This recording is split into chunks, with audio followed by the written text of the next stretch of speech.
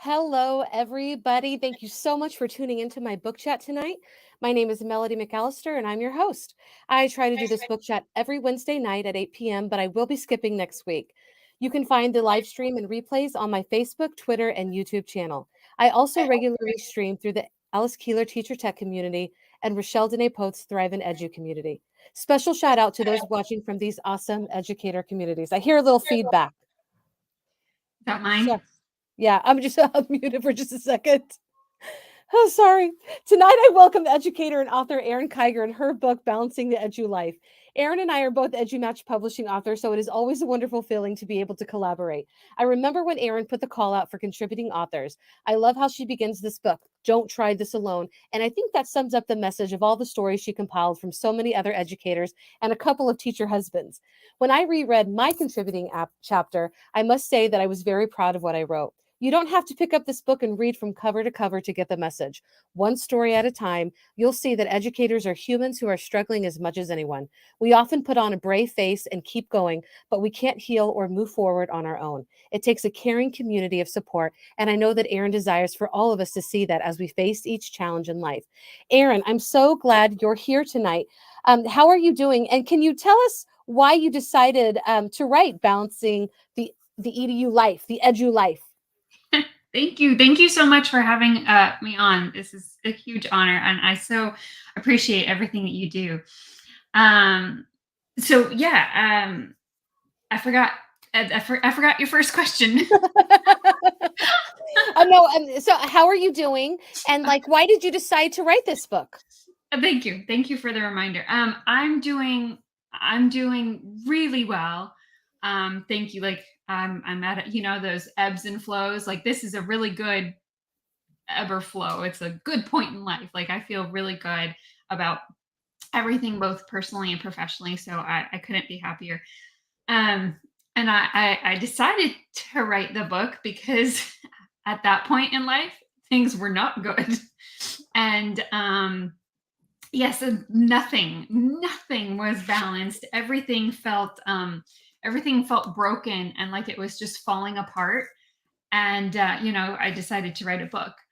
Um, but it started off very much, hey, educators, like maybe you could relate to this, and then it turned into, I am this much of the educator community, and I want this much of the educator community to know that they're not alone, and that other people are struggling. And so that's how it kind of just got the ball rolling. And I will say, I remember very, very clearly a conversation that you and I had on Voxer where I was like, I think this is what I want. Like, I think I want contributing authors.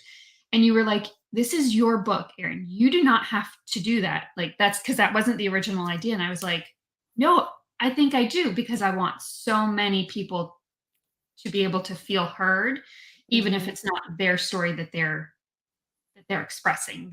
I want them to feel it by reading. And so I always think that you were such like you helped me talk through so many pieces in that very beginning. So I'm grateful to you for your support.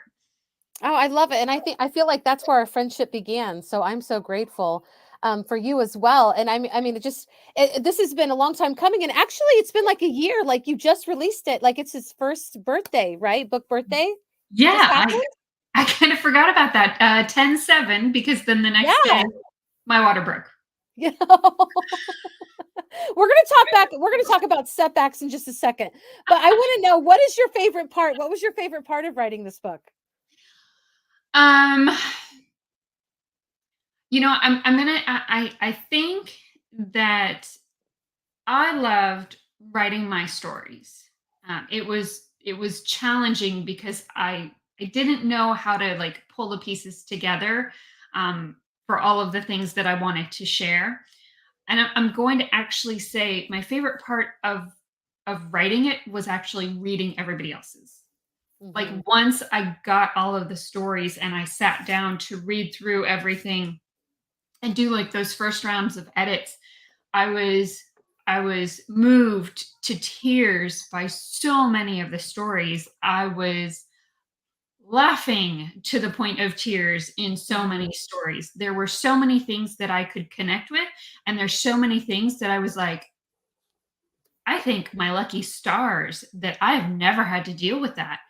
And I'm amazed that anybody else could do what they were doing. And so it was inspiring to me to be able to read through that. And like I said, I was in like a not great place. I felt like everything was toppling over. There was no balance. I was not happy. And it gave me, I don't want to say perspective because like I already had the perspective, but I felt so alone. And this gave me the realization is not the right word, but the realization that I really wasn't alone. Right. It just reinforced it to me very obviously. Yes. And I just want to give a special shout out to Rochelle Danae Post. She's watching tonight. She's also a contributing author, and I absolutely loved her chapter. And you can find this book at bit.ly/balance the edu, and you should check it out. Erin, how many stories? I was going to count, but I thought that might look a little weird if I start counting. But you have a lot of stories.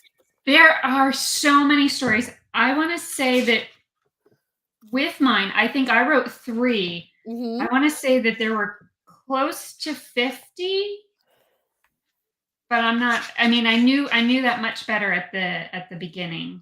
Yeah. But yeah, I was in shock. Right? Once it was published and I was like, I have this many people who wanted to share a story with somebody Yeah. out there. I love that you did that. You brought so many people together, and just the connections are so powerful. And for people to be able to speak their truth, especially in writing, like that is probably one of the most empowering feelings ever. To be able to share your story with the world in writing. Of course, maybe the whole world won't read it, but you're still putting yourself out there. And you and I both know that that's a scary thing. And not everybody has the courage to do that. So for everybody who contributed to this amazing book, kudos to you. It's a beautiful book. Are you okay if people don't read it cover to cover? If they pick it up like a devotional every day? Yeah, no, I don't want, it's not gonna, for me it flowed because like I knew each individual, but it's not gonna flow like a traditional book. It's not gonna flow like a story. And it's a long book with a lot of short stories. So I don't think that it would fit for most people to read cover to cover. Like I want you to pick it up. I want you to look at the table of contents and say, well, what am I struggling with right now? Or what do I need to hear? Or what do I like, what do I want to not compare in a bad way, but say like, I can find these similarities. And I want you to read those stories. And then I want you to take it a step further. And I want you to reach out to the authors, which is why we put Twitter and Instagram contact information so that you can literally talk to these people. Like you can have that coffee talk conversation and just connect so that you're not alone. I love it. And speaking of being alone and just maybe some negative things, like you started writing this in 2019, and it's it didn't happen immediately. You dealt with some setbacks. So how did especially the pandemic? What was that like, and how did you deal with it? Well, so the book itself was born out of setbacks. I mean, like a move to Florida, leaving my family, leaving all of my friends, having a job that it was a great job, don't get me wrong, but it wasn't my job. I left my job. And I just wasn't ready. So it came about through setbacks. And so with the pandemic, I was like, I've got more time. I can read and edit. I just right around the time, right before the pandemic hit, is when I like finished the first round of edits and submitted it. And then it just kind of sat. And I was like, it needs to sit because there are bigger priorities in the world. And then when we picked it back up was January, what was that? January 6th, or the horrible thing in DC. Oh, You know what I'm talking about? yes. Um, and right around that time is when I got my first like editor came back, and she like point blank, and it super hurt my feelings, but I was like, this is what I needed to hear, because I wanted this confirmation. I didn't think that there were enough diverse voices, but I was like, this is all I've got. Like, I've tried. I don't know what else to do. And when she came back and she said it would be more powerful if you had more diverse voices, I was like, I tried. I promise I did. And so I met with Sarah, and I was like, this is what the editor said. What do I do? And she was like, it's your book. You can either keep going or we can keep trying. And I was like, I want to find. And that's when I reached out to you, and I was like, do you know people? And you were like, yes. And you like connected me with a bunch of people like Darius, who's going to be on later on, but I got, again, it still wasn't as many, but it was more. And so for me, like all of these setbacks, it started a book, and then it gave me more time, and then it gave my contributing authors more time, and then it build me connections with people now who I now like consider friends.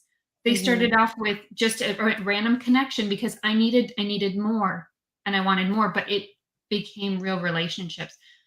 So, I mean, how do you deal with setbacks? Like, you write a book? Right. And are you actually kind of like grateful for the setbacks at this point? Yes. Like, obviously, I'm not grateful for the impact that it's had globally or like to our country.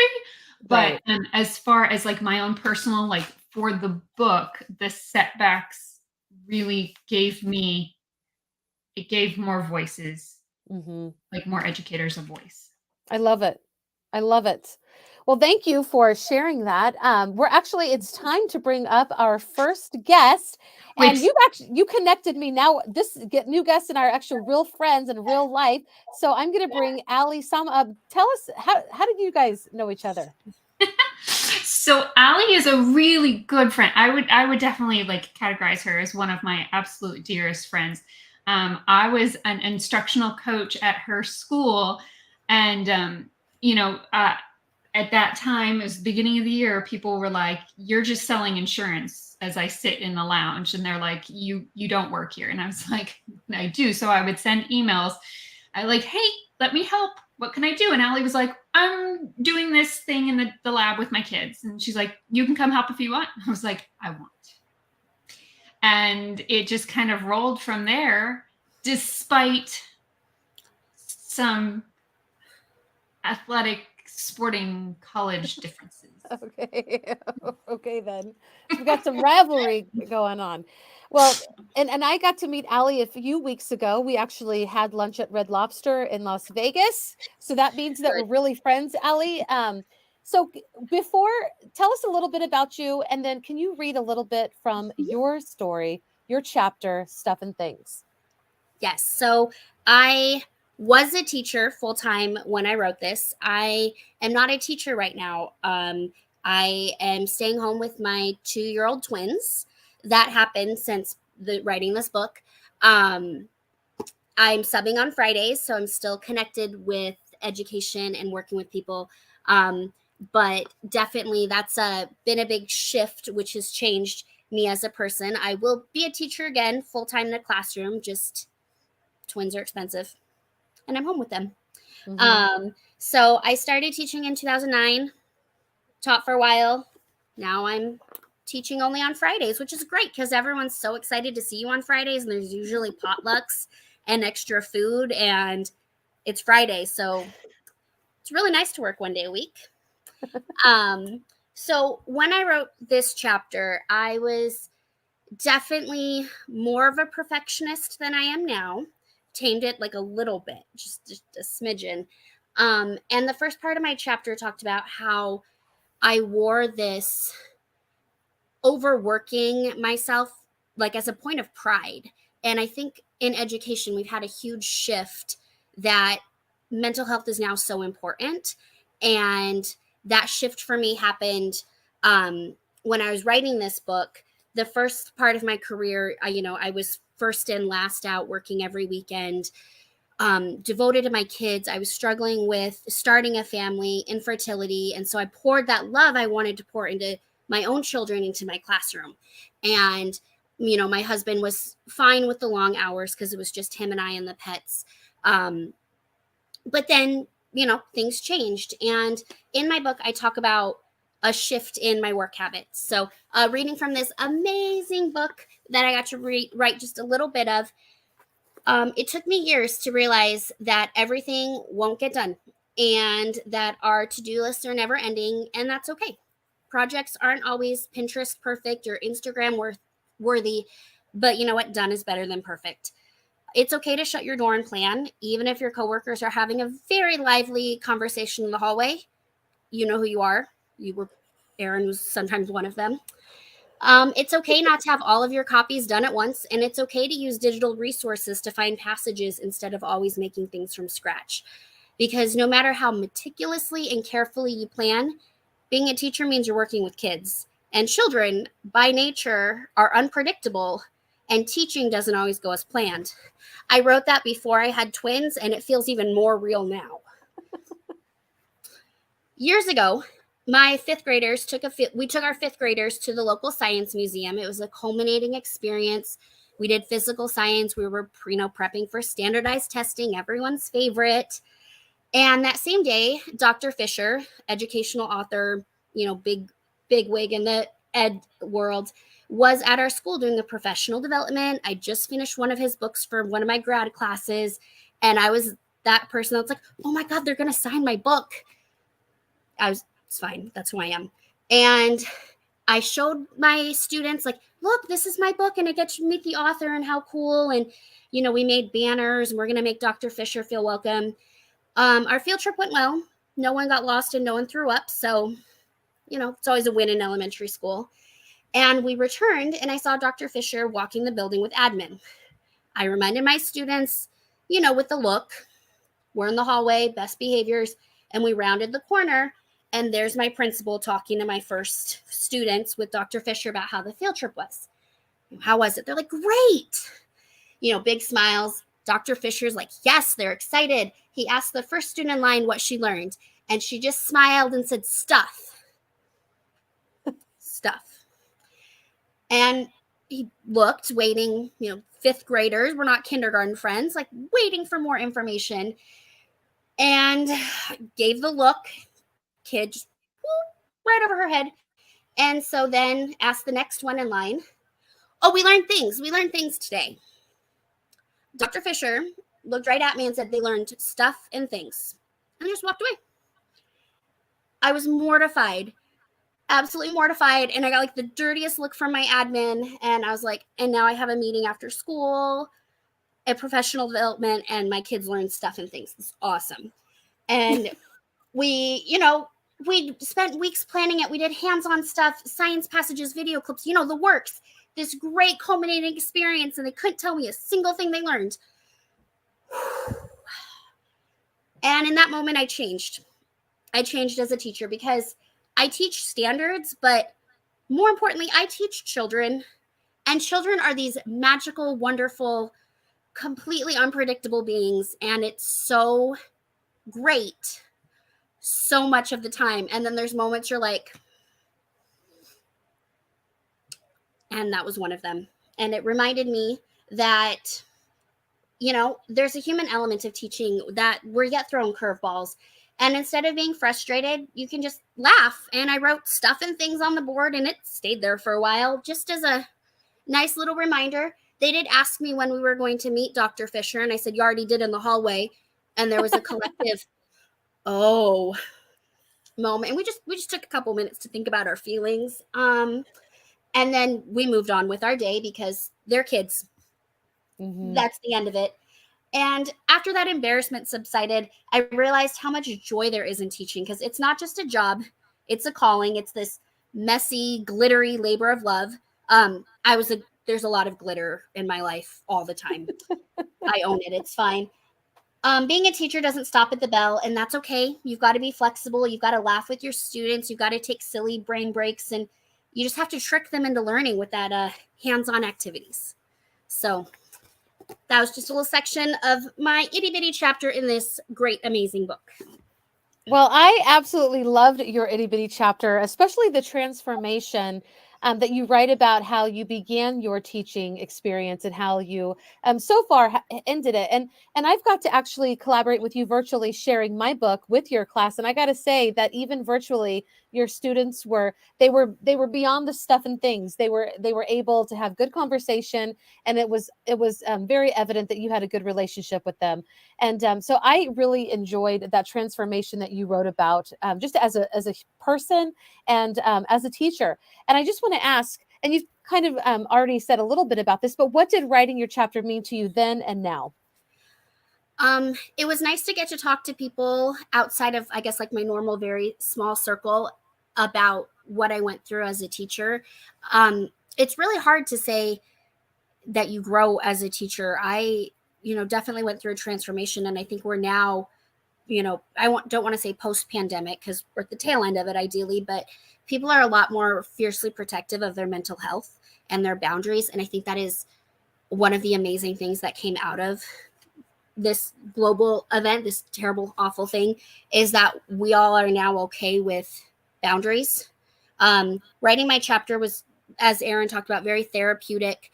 I was struggling, wanting more, not sure where to pour this love and energy, wanting to start a family, struggling, having this amazing group of kids year after year after year, and then you say goodbye to them and your heart just breaks. One group I had in both 3rd and 5th grade, and that's the group I didn't get to finish the year with because we all shut down right in the middle of it. That was hard to cope with. So writing the book as a teacher, and then, we're in a pandemic, and then I'm pregnant, and then it's twins. All right, I thought I knew about, being flexible and plot twists, and then joke's on me. Still have more to learn.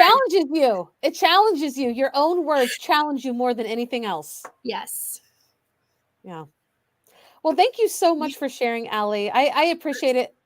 I love your story. And if you're able to hang on, I'm going to bring up our next contributing author, but we'll bring you back up in just a little bit. But thank you so much. Thank you for having me.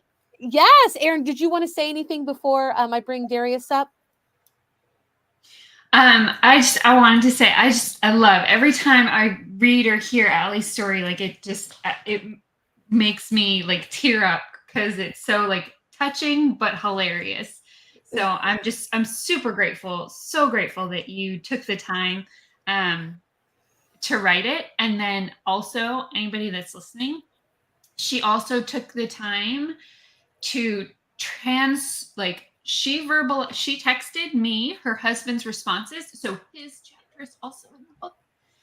And also very funny. I thoroughly enjoyed Brandon's chapter as well, about being a teacher husband. And it resonated with my husband as well. We both cracked up. So yes. And if he wants to come on, bring him, if he wants to join us in a little bit. Okay. Never mind. He's got the twins. A teaser, if you will. Basically, being a teacher husband means I come home with a lot of Target bags and there's amazing snacks and none are for him. And there's glitter. But you already knew that. He knew that. He knew what he married. It's true. All right, Allie, we'll see you in just a little bit. Thank you so much. Thank you so much. And our next guest is okay, I just got to bring him up. Darius Phelps. Okay. So this is so cool because Erin is who connected me with Allie, and I connected Erin with Darius. And so Darius and I go back maybe 3 or 4 years. We met on Twitter. We did. It feels like it's been 5 minutes. Time passes by really quick. And you're just an extraordinary educator. Both you and I have messages that we resonate with one another. And that's kind of how we came to be on Twitter. And I think I loved you the minute I knew you, Darius. I was going to sing a song. I'm glad I didn't sing it because it would have sounded crazy. But yes. And so tell us a little bit about you, my friend. And also, and just like Allie, do you mind reading a little bit from your chapter, In Their Shoes, a reflective piece?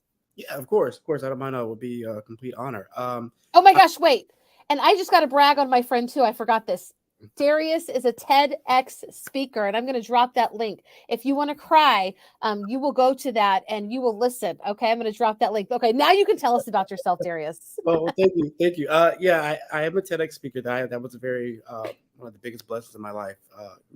5 years ago, I had the opportunity to do that.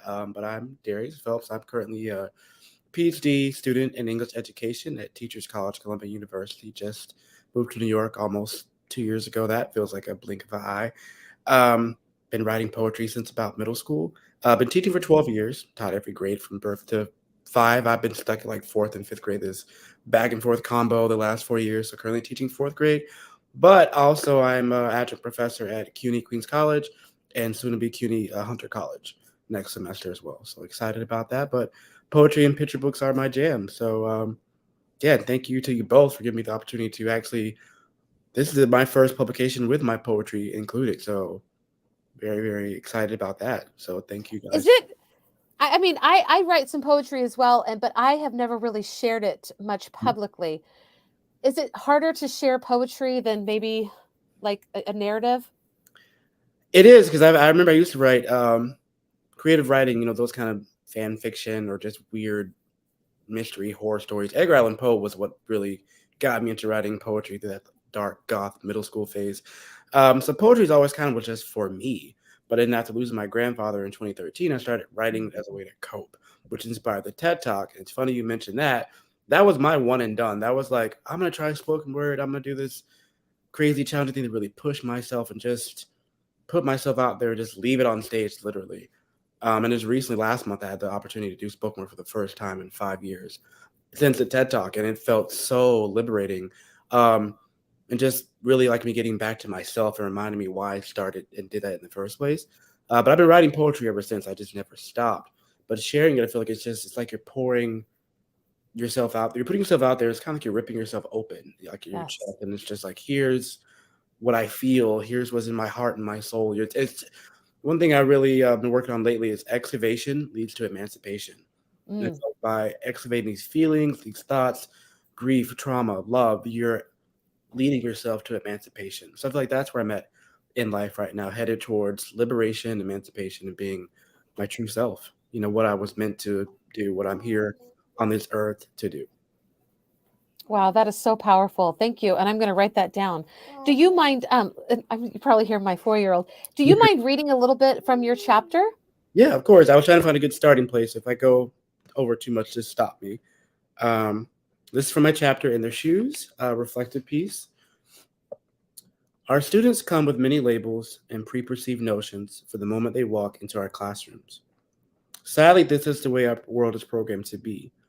Even with life outside of the school building, we tend to judge a book by its cover, even as adults.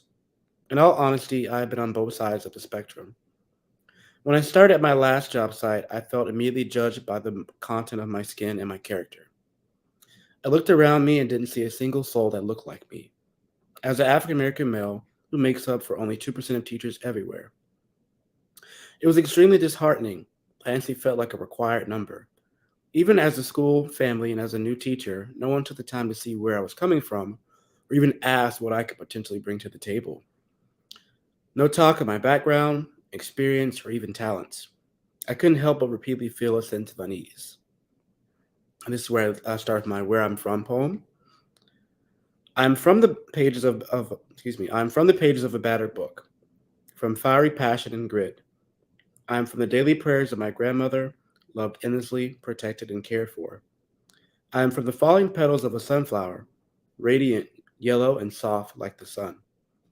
I am from the dinner on Sundays and hard work from Maddie and Eddie.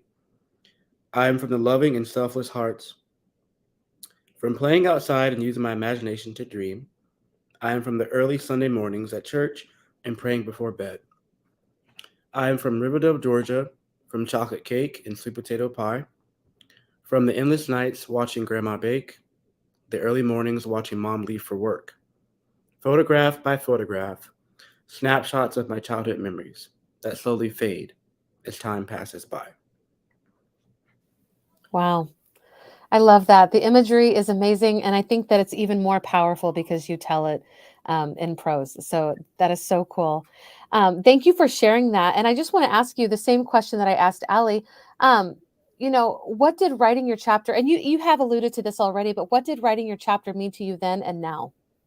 It's funny looking back where I was at back then. This was 2020. It was start of the pandemic. I remember I had never met these kids. That was my first and only really solid Zoom class. We never met in person. And wow. If you read through the chapter, this is where I actually ended up leaving the classroom middle of the pandemic. So I only taught these kids for 6 months.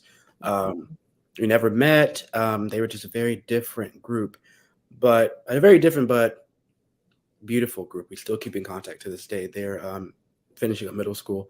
But looking at where I was then, where I am now, I feel like I'm in this place of knowing in my soul that I'm on this journey of leveling up. You know, when you kind of do research like the universe, like you're purging yourself of old traumas and wounds and coming to terms with things that you're finally healing from. I feel like that's where I'm at right now. This looking back at this, I feel like I'm at the part 2 or the next chapter, that evolution. Well, I'm not surprised that you still stay in touch with students that you didn't even get to meet in real life. I mean, maybe you have now, but you really do. I feel like there's a connection, like you're just like right through this screen. Like if I met you in real life, like in person to person, we were in the same place, I wouldn't feel any different. Like, you know what I mean? I feel like I already have, and I'm sure that your students can feel that as well. It's just so powerful. Erin, what would you like to share? And this sounds weird. I struggle with poetry. Like I'm a very literal person. So I read the words and it rarely impacts me. Not, obviously not on purpose. I don't grasp the depth of it. Right. As you're reading it, when I read it the first time, when I read it the second time, when I read it the third, like every single time, I'm so moved. Like it chokes me up. It's the imagery, it's the words, it's, and I don't know if it's because you are a teacher. And so I know I have a concept of what you're saying, even if I don't fully grasp it, but it's just beautiful. It's stunningly beautiful, and it moves me to tears every single time. And I'm so grateful that Melody, that you connected us, and Darius, that you were willing to write a chapter, because everybody needs to read it. Truly. Thank you. You guys are going to move me to tears. Oh my goodness. Hey, are you going to be, can people see you recite your poetry? Are you going to be anywhere soon? It's funny you mentioned that. Yes, and this is my first time announcing this too. Ooh, I got a scoop on my book chat. You do. I found a place in Brooklyn. I'm in Lower Manhattan, downtown Manhattan, called Brooklyn Poets. Fell in love with the place. It's like where I truly feel like I am at a safe and brave space, which I talk about in the chapter. For kids, but I feel like I can step there and perform and feel comfortable. Getting feedback, criticism, which. And just really growing as a person. I'll be performing on the 21st. They have an open mic night. Excuse me. I'll be performing there, and possibly the 14th.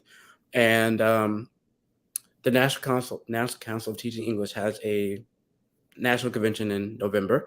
I've been asked to perform a spoken word piece and collab with one of my good friends, the now Dr. Brian Mooney. We're going to do a collab piece dealing with social justice. And closing out one of the ceremonies next November 19th, I believe. Oh my goodness. And that is so cool. Yeah, in LA. So yeah, I'm excited. Oh my gosh. I'm like, can I be there? Like how I'll have recorded since you. Yeah. So getting back in the spoken word, yeah, that just recently happened. I performed about 3 weeks ago a piece called Even Crayon Still Color. And that was my first piece I did in 5 years. So getting back out there and getting ready for this LA thing. So excited about that. I love it. Oh my gosh. Well, congratulations on all of that. And tag me as much as you can on all of that so I can reshare. And of course, listen, I'm going to bring Allie back up. You guys, it's just so amazing to have everybody here. Melody, at any point that you would like, Melody, you also contributed like a phenomenal chapter Oh, to the book, and I think yeah, right, like to this book here, that was such freaking emotional roller coaster in just the one story. I would love for you to tell us a little bit about yourself and maybe choose to read something from this. you are so sweet. Well, you don't have to yank my leg to do this. I would absolutely love to. Thank you, Erin. I I actually want to say that my chapter, There Is No Balance, but You Can Bounce Back. When I reread it, I was like, you know what? I'm really proud of this. I'm maybe, I've contributed to, 4 or 5 books at this point besides my own. And this is probably the story that I am absolutely most proud about. And it is a long story. A lot of your contributing authors have a few pages. I have like 10. So it's, You I'm have not a going lot to read to all of share. it. That's I'm okay. definitely not going to read all of it, but I do want to say that leading up to the part that I'm going to read, I talked a little bit about it in The Fire Within. Mandy Freilich, I wrote just a little bit about it in her first book, but it starts with I was a stay-at-home mom. I started teaching in 2004, but then when I started having kids, my husband and I decided I would stay at home. And it was hard at first. And I talked about how, finding my identity was really hard as a stay-at-home mom because I'd always been a really great teacher and that's what I was known for. And I did sub as well for a couple of years. But then I decided, you know what? When my third child came along, I had done a long-term sub and I'm like, you know what? I really want to just focus on my family. Unfortunately, financially, we just weren't making it. So we had another child, my fourth child, and a few months before she turned 1, actually, yes, my husband and I were like, we might not be able to keep our house, like financially, we're just, I'm not making it. And so I didn't even tell him. I just applied. I called my principal up, my former principal, and I said, hey, I'm thinking about coming back to work. Do you have any position for me? And 2 weeks later, I had a job teaching 5th grade again. And that first year was really terrible. I had a miscarriage. I was so used to doing everything well. My test scores were like super low compared to the teacher that I took the place of, and it was just like a really low year.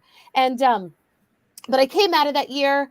I went back to school the next year, and I thought, I was kind of depressed. I wasn't kind of depressed. I was extremely depressed through my miscarriage. I started talking about that, opening up about that, and that was a story. Miscarriage and infertility. This is something that resonates with a lot of teachers and a lot of your stories. Um, so I started to heal from that, and things were going okay. Then my husband like just gets laid off. I mean, it's just crazy how everything happens. Then we get pregnant and we're doing fine, and then my we have our 5th child, and then my dad passes away, and then my husband has a quadruple bypass. I mean, it's like one damn thing after another. It's just, so that's where this picks up. And it goes, I wish I could say that there is the happily ever after ending that could happen for us all, but I don't believe in happily ever after. I believe that life is one damn thing after another. While I was learning and thriving and seeing more good days than bad, even having another baby in the midst, the punches kept coming. In January of 2018, I lost my dad to cancer-related issues a month after having my youngest son. Whit, yes, we have 5 kids now. My husband had to have emergency open heart surgery when Whit was 6 months old, and we found ourselves living off my puny salary again. In the fall of 2018, I began a new position as a 1st grade teacher. Starting a new position is hard, but while your husband heals from life-changing surgery, feels impossible. I began that school year crying a lot when no one was around. I knew where my strength came from, and I still had my faith, but life is hard. Because of past experiences, I knew that growing through the turmoil is something that can make us stronger for everyone in our lives if we don't quit. Again, it's the people who love me through it all, my new teammates, my longtime friends, my family, my faith, my desire to thrive. They are all the ingredients I use to make it through each life challenge. So, what does life look like for me today? Well, after my husband was able to go back to work, he was offered a job in Anchorage, Alaska, and we prayed about it for months. We did move here, and I'm just going to say, what does it mean for me now? I mean, we moved to Alaska. I'm not in the classroom right now. I started homeschooling when we came here. I was going to go back into the public school classroom, but the pandemic put a damper on that. I started doing social media for EduMatch Publishing. I published a story. I mean, my life really took off, and I'm still teaching. I'm just teaching my kids, and I'm doing a lot of work. Of course, I work, I consult and I do work with Spaces EDU, and I love it. So, but being able to contribute that and say, life is one challenge after another. I don't know. You enjoy the peace while you have it. Enjoy it, because that's just life, layoffs, death. It's all a part of life and learning. And Darius, you were talking about this as well, like facing that trauma, facing the grief head on, and writing about it really does help the healing. So thank you so much for letting me share my story, Erin. This is an amazing book. I would say it's better than Chicken Soup for the Teacher's Soul. It's better because it's more real. Okay. It's not toxic. Okay. Oh my gosh, we got to get a screenshot. Everybody holds it up. Woo! I'm going to go back and get a screenshot of this. But, we're getting kind of closer to the end, and I want you to read. You are the author. You wrote almost after every single story. Do you mind reading aloud your favorite parts? I would be honored to. I can't guarantee I won't cry, but well, golly gee, and it's okay if you cry, just so you know. Thanks. When I'm a little more composed, I will have to explain just why I'm feeling a little more emotional at this exact moment. But like I said, I think I have 3 or 4 stories in here. I kind of felt like I needed like a beginning, a middle, and an end for me, since I'm the one that kind of pulled everybody. I was just like, not that I wanted more screen time, I just felt like it would be appropriate. So I'm just going to read the last page. And like I said before, the book was born out of setbacks, out of struggles, out of unhappiness. So it's from the very last chapter, the very last page. Still struggling, keep struggling. I can't tell the story of leaving my friends and my family to move to a new town, a new state, and a new school because I'm still wrestling with missing that life. #it takes time. And of course, I can't tell the story of how I rarely see Tony, my husband, or how little he sees Matthew, or how I'm struggling to take care of things without him because we haven't figured out a solution to these issues, if there are any solutions. #current solution, no cooking or cleaning. The truth is that all of these struggles are just a small example of what is happening, and I can't even fully articulate how my heart feels as I work through each day. I know that some of you reading this will understand exactly how I feel and why each day is so hard. I also know that others will have no concept of the way my heart aches because I'm juggling my struggles so hard right now. And I also realize that some of you have things so much worse, and I can't even begin to understand what you do on a daily basis to get through each day. But it's okay, because even though I don't know exactly how your heart aches, I know it does, and I empathize with your struggles. I just have to keep reminding myself that each of these struggles will end. They will become a memory. Hopefully, a memory I can laugh about. I hope your struggles will also be something you can laugh about in the future. Anyway, this is the end of this story, the one I couldn't write because I'm still in the thick of it all.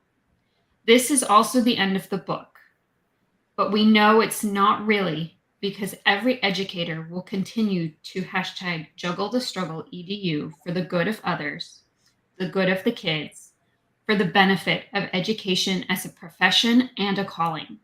And as you continue to balance the EDU, I would just like to say thank you. Your work, your heart, your tears, your joy, and your love do not go unnoticed. I love it. I That's love the it. end. It's beautiful. I usually ask, if before we say goodbye, I would like, do you have something on your heart that you'd like to share? I think you just shared something so powerful from your heart. And all of us here, we love educators and we are so grateful to be in this community. But before we say goodbye, guys, do you have anything you'd like to share from your heart? Whether it's, it can be about the book or it can be about anything happening in life. Darius or Allie, I would love for one of you, or if you have nothing, neither of you, to go first. Allie, if you want to go ahead. Go ahead. I'm struggling to think. I'm subbing right now, not teaching. So it's really interesting to sometimes go into a classroom and the teacher doesn't realize I taught for 12 years and is just kind of condescending. So be nice to the subs because they're not all just, brand new, halfway through college people. We do have brains, I promise. So just the sub shortage is real. Education is hard right now. Just be kind. That's all I got. To piggyback off you, and not a shameless plug for the chapter, but put yourself in the shoes of the kids. For me, everyone's always like, your classroom is so intricate and so beautiful and so relaxing. And, I walk in and I feel safe. And I tell them, when I'm doing that, I'm not doing it for myself. I'm doing it for the kids. And think of them first. Everything you do, lesson plans, your tone of voice, just how you carry yourself, your body language speaks volumes. Just put yourselves in their shoes and really think about what could you do to make this space safe or brave or just, a place of solace for your 7 or 8-year-old self, your 4th grade, 5th grade age self, and just really keep that at the core of who you are. Don't let anyone break you or tell you that, you can't do this because you can. I know it's hard for teachers everywhere, no matter how long we've been doing this. Taking it one day at a time, one moment, 1 minute, one breath at a time. But just stay strong and know that whether you feel like it or whether you feel it or not, you're making an impact on those kids. And that will resonate and speak truths long after we're gone. Amazing, both of you. Thank you so much. I want to say, very much like Darius, you were talking about how you are at a point where you feel like you're healing, right? You're moving on to that next part 2 or that next chapter, whatever. I think that we're all experiencing, or we all have experienced some sort of trauma, even if you don't really recognize it. Like there was a point in my life where I was like, no trauma. I've got no trauma. And looking back, I'm like, maybe not. Right. And, I think that Allie, Melody, and I all mention some form of it in here. We talk about miscarriage and loss, and that sort of thing, and so that for me was huge. And so just recognizing that everybody has trauma. It may not be the same as yours, but be kind and, embrace a person, maybe not physically, but embrace a person in your heart, and know that you might not be able to